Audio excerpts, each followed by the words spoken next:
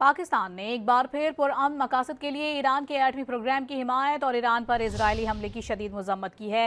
اسلام آباد میں ایرانی صدر مسعود پزشکیان کے ساتھ مشترکہ پریس کانفرنس میں وزیر اعظم شہباز شریف نے کہا کہ ایران ہمارا انتہائی برادر اور دوست ملک ہے۔ ہم مفاہمتی یادداشتیں جلد معاہدوں میں تبدیل ہوں گی۔ $10 ارب تجارتی ہدف جلد حاصل کیا جائے گا۔ یہ بھی کہا کہ دہشت گردی کے خلاف پاکستان اور ایران کی سوچ یکساں ہے۔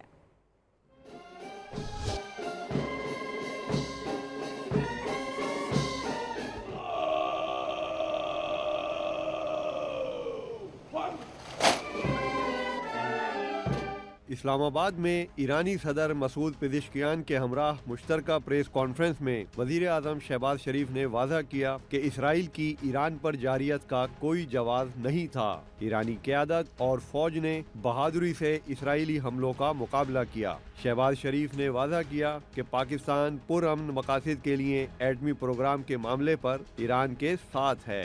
اسرائیل نے بغیر کسی وجہ کے، بغیر کسی ٹھوس کوز کے جو ایران کے خلاف جارحیت کی، جناب آیت اللہ خامنائی اور آپ جناب صدر، آپ کی لیڈرشپ میں بہت دلیرانہ، دانشمندانہ لیڈرشپ میں ایرانی فوجوں نے اور ایرانی عوام نے بہت بہادری، شجاعت کے ساتھ مقابلہ کیا۔ پاکستان کا جناب صدر اصولی موقف ہے کہ ایران کو پرامن مقاصد کے لیے جوہری طاقت حاصل کرنے کا پورا حق حاصل ہے۔ وزیر اعظم شہباز شریف نے ایک بار پھر غزہ اور کشمیر کی صورتحال کو تشویشناک قرار دے دیا۔ کہا، غزہ میں مظلوم فلسطینیوں کا خون بہایا جا رہا ہے۔ پوری دنیا کو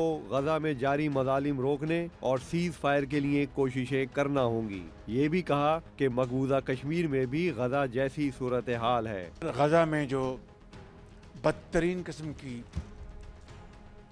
ظلم و ستم اور بے گناہ لوگوں کا جو خون بہایا جا رہا ہے، وہاں پر ان کی خوراک، ان کے لیے پانی، ادویات کا داخلہ بند کر دیا گیا ہے۔ اسلامی دنیا کو اور پوری مہذب دنیا کو ایک زبان کے ساتھ غزہ میں ہونے والے ظلم کے خلاف بھرپور آواز اٹھانی چاہیے اور جلد سے جلد سیز فائر کے لیے حتی المقدور کوشش کرنی چاہیے۔ جناب صدر، کشمیر کی وادی میں صورتحال غزہ سے کچھ مختلف نہیں۔ ایرانی صدر مسعود پزشکیان نے پاکستان میں شاندار استقبال پر حکومت پاکستان اور عوام کا شکریہ ادا کیا۔ پاکستان اور ایران کے شاندار اور مضبوط تعلقات کا ذکر بھی کیا۔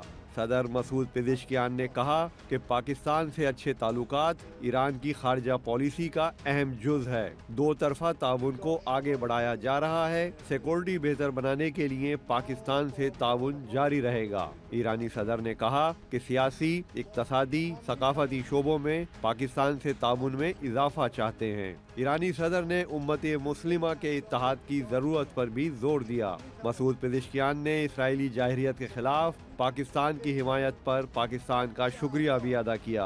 ایرانی صدر نے شاعر مشرق علامہ اقبال کی شاعری کو مشعل راہ قرار دیا۔